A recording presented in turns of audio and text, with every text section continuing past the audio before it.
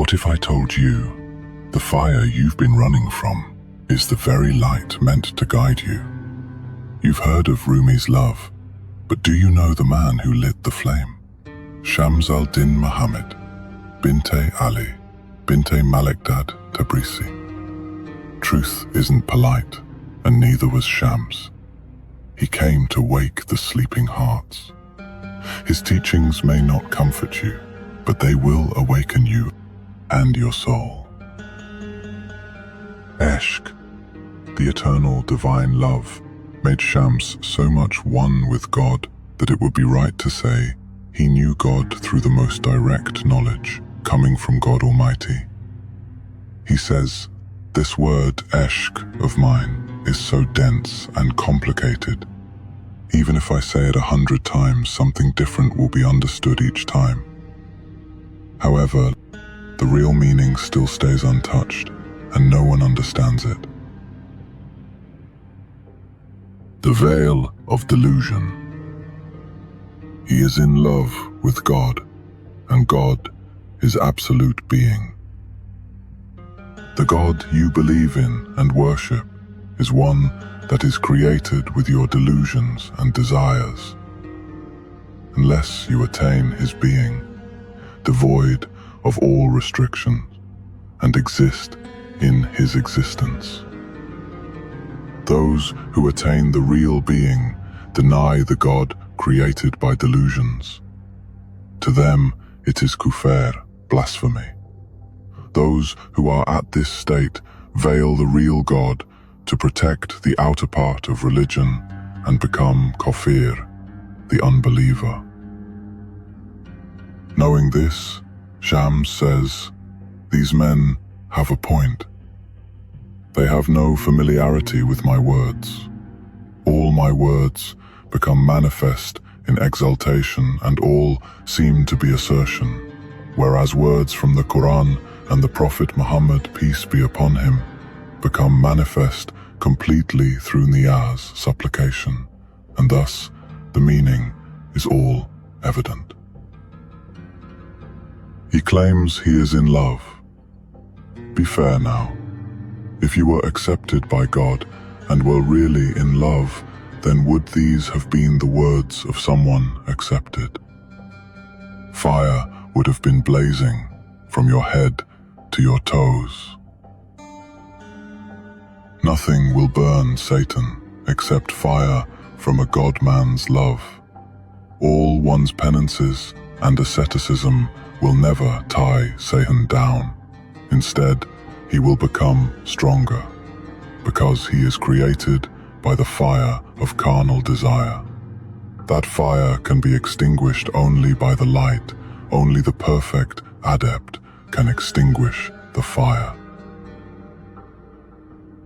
The final surrender. Consider the meaning of this hadith. God created souls before bodies.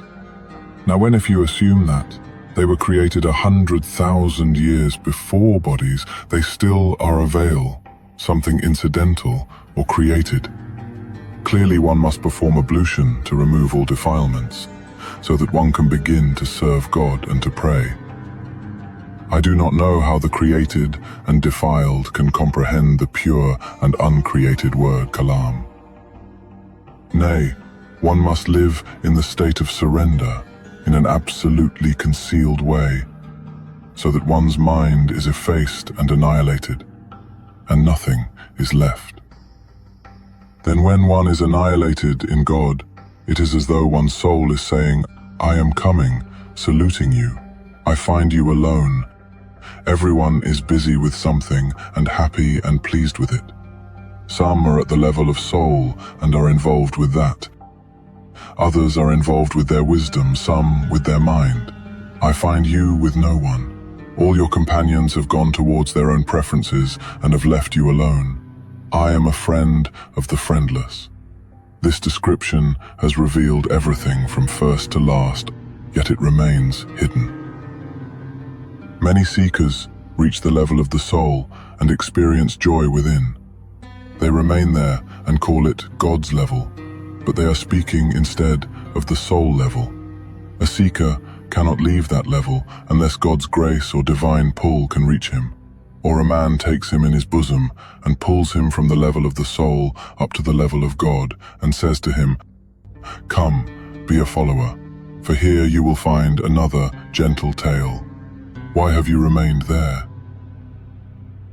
The soul had not yet shown its beauty to Mansur completely. Otherwise, he would not have said, "I am God."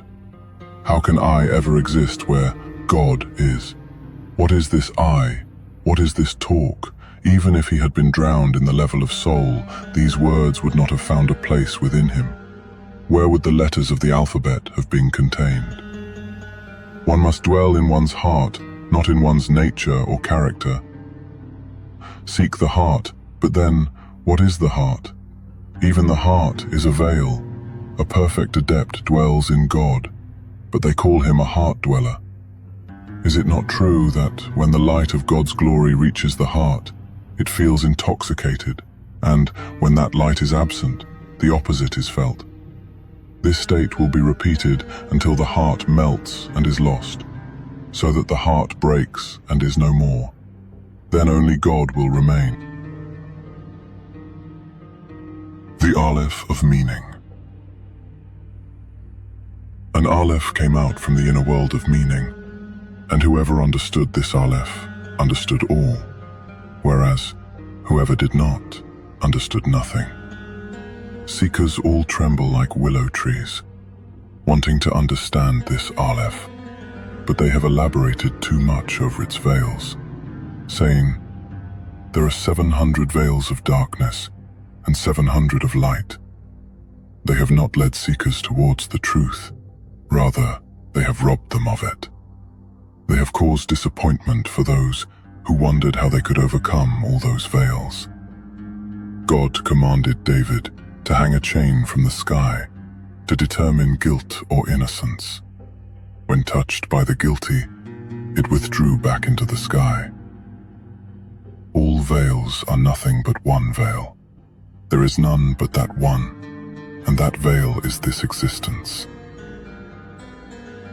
Those whose ego is not fully annihilated in God teach that God is unreachable. An Aleph was inscribed upon the tablet, soul. Sometimes we say it is written upon a tablet, sometimes upon the earth, and sometimes upon the heart. The up and down stroke is filled with its light and brilliancy. Where is the speaker?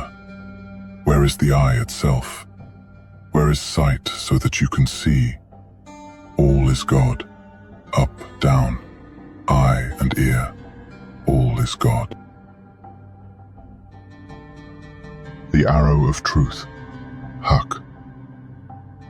What is the arrow? These words are the arrow. What is the quiver holding the arrow? The world of Haq, truth, is the quiver. And what is the bow? It is the power of Haq. There is no end to this arrow. Say that, if the sea becomes ink for a pen, it will run out before the Lord's words are finished. Lucky is he who is shot by this arrow. It will take him to the world of truth. There are arrows in the quiver that I cannot shoot, because no one can understand the meaning. Even those that are shot will return again to the same quiver. These words show his understanding of Eshq.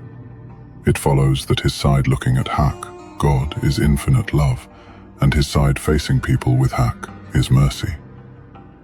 Hadrat Ali says that until the Maqamul Jam, station of unifying, one should not practice tafliq, distinguish, but after having reached this station, tafriq is a must. Therefore, what Shams has said shows us that he is in a state after the Maqamul Jam. The mercy he offers to people is revealed in his words as follows: I sometimes do not greet anyone, but they should know that I always think in favor of them, because the devil has never entered my illuminated heart. There have always been angels.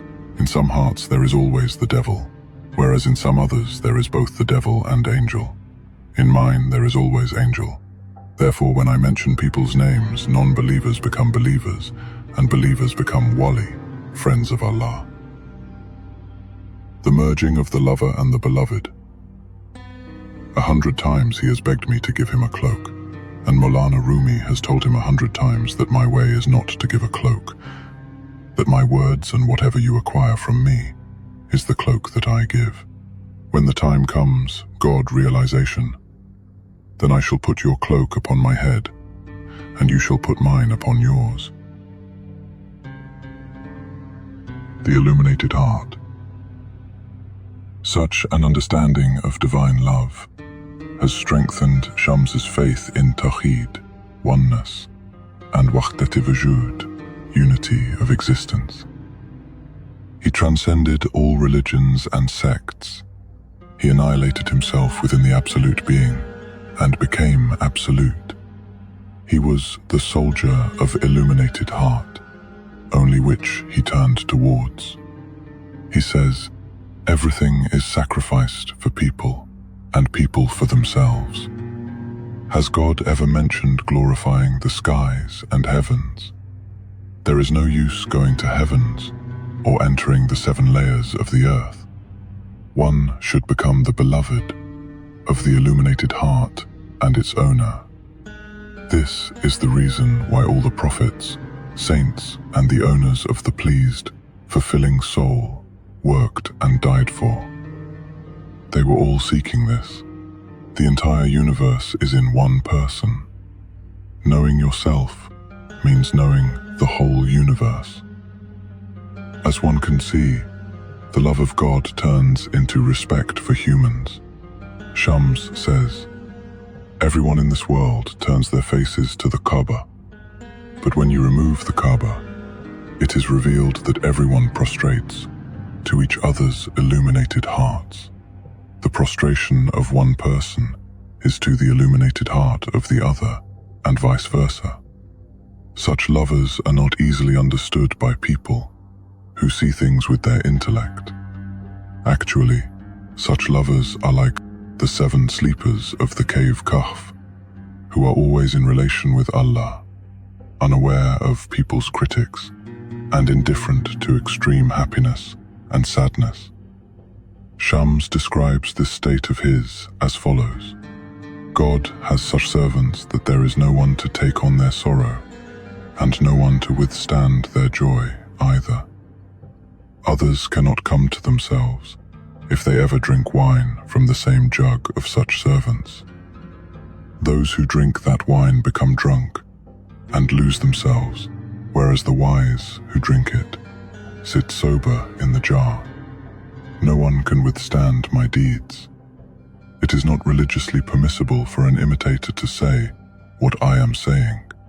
How right are those who said, this group should not be obeyed.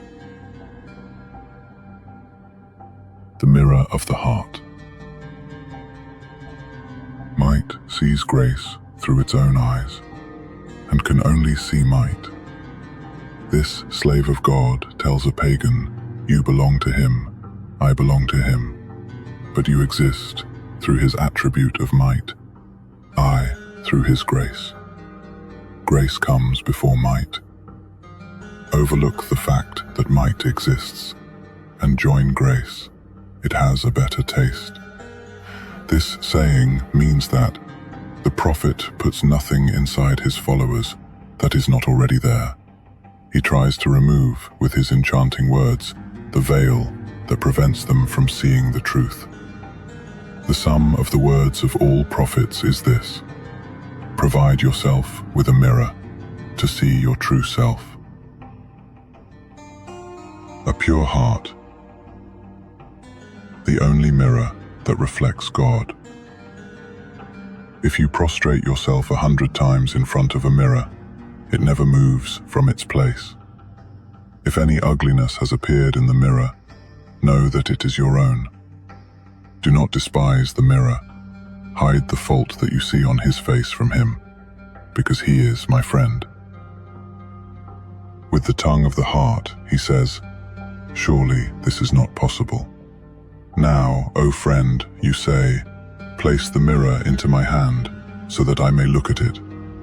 Yet I cannot find a pretext for this, nor can I deny your request. But I say in my own heart, let me find some pretext not to give you the mirror. Because if I say that there is something wrong with your face, perhaps you will not accept it. And if you say that the mirror is defective, this will be worse for you. Yet love does not allow me to find a pretext. Now I say, let me give you the mirror. But if you see some fault on its face, do not blame the mirror, but something reflected onto the mirror. Know that it is your own image. Find the fault in yourself. At least don't look into the mirror while you are near me. The only condition is that you do not find fault with the mirror. If you are unable to find the fault in yourself, at least find fault with me, as I am the owner of the mirror. Don't say the mirror is defective. The path of annihilation. The path runs in one of two ways, either through inner revelation, like that of saints, awliya, and prophets, or by acquiring that knowledge through effort, endeavor, and purification of the mind. If not one of the two, what is left but hell? Believers are as if one. For this reason prophets say, O stranger, inform you are part of me. Why do you not know me? Come, you are a part. Do not be unaware of the whole. Come, get to know me. But the man answers, I would sooner kill myself. Neither do I want to know you, nor do I want to associate with you. In fact, the farther he advances in his apparent solitude, the more his thinking and imagination increases and stands right in front of him, blocking his progress. However, in the system of adherence or submission, the farther he advances, the more he experiences manifestation upon manifestation and truth upon truth. In the beginning, passion for God demands restlessness and traveling, although the soul has no particular place. Travel the inner path with a guide. If you miss the way by a few inches, then you will find yourself in the desert. It is just a few inches after Aksara that you will reach Konya. If you miss it, you will be in total wilderness. Look at the way and ask if this is the road. There are those who will mislead you, or there may be a thief. Try to discriminate and understand, because the road has many branches, one going this way, another that way. You are to keep to the right side. Once you reach Konya, then there is no longer any need for discrimination or thought. He is a fair king, and there, no one is cruel. No one. The Fortress of Oneness. One group speaks about mysticism eloquently, another poetically, and still another speaks in simple prose. Each is a part of the whole, and not the whole. The word of God, Esme Azam, is whole. Hang on to the whole, so that all the parts can belong to you, and something extra besides.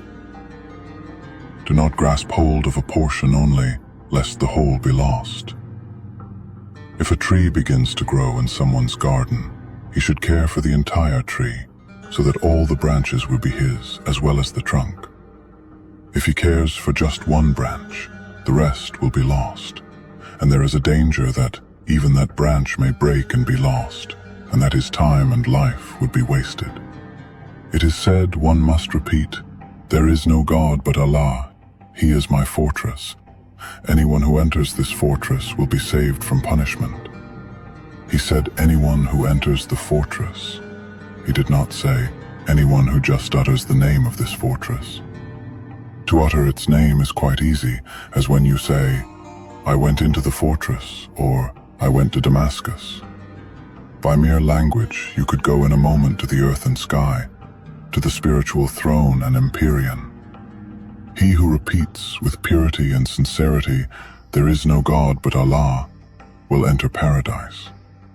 Now, when you sit down to repeat it, the brain dries out. He is one, but who are you? You are more than 6,000. You must become one. Otherwise, what do you gain from his oneness? You are like 100,000 particles, each particle taken by a desire, each particle taken by a thought. If you repeat that phrase with pure intention and sincere action, there will be no need for the promise of paradise, because it will be identical to paradise. Someone is cutting the land to build, and someone else has come saying, "Why do you ruin this nice land?" He does not distinguish building from ruining. If you do not ruin it, the land goes to ruin. Is it not true that building hides beneath ruination? When a fortress is governed by an unruly or undisciplined person, it is necessary to destroy it. That action earns one a robe of honor. However, to renovate that fortress is sinful and treacherous. Once the fortress is taken out of the unruly one's hands, the king has entered and the king's banner erected. Then to destroy it would be treachery, and to renovate it a duty, devotion, and service. Rumi said, "Unless belief changes to heathenism, and heathenism into belief, not one of God's devotees rightfully becomes a Muslim." The final call. We are still not fit to talk. I wish we were fit to listen. One must concentrate fully on what one says and what one hears. The heart is sealed shut, the ears are sealed shut, and the tongue is sealed shut. A bit of the radiance, inner light, reaches man, but if he becomes more thankful, it will increase. With the tongue of your condition, in gratitude you say, "Show me things as they are." Shams Tabrizi. One cannot give a discourse in front of a preacher any more than one can play music before a musician, unless one is a great master who is expressing a rare note. He is saying, "If you did not know that such rare notes existed, now you do. If there has been no expansion for you, there will be, since you are facing us. Many openings are on the way, all will soon be visible. If you have not had much success, you will, for all the veils you face are from your own side. Many expansions are on the way. All God's dealings with his devotees are in equal measure to the devotee's action. Yet many sweet and pleasurable experiences are to come.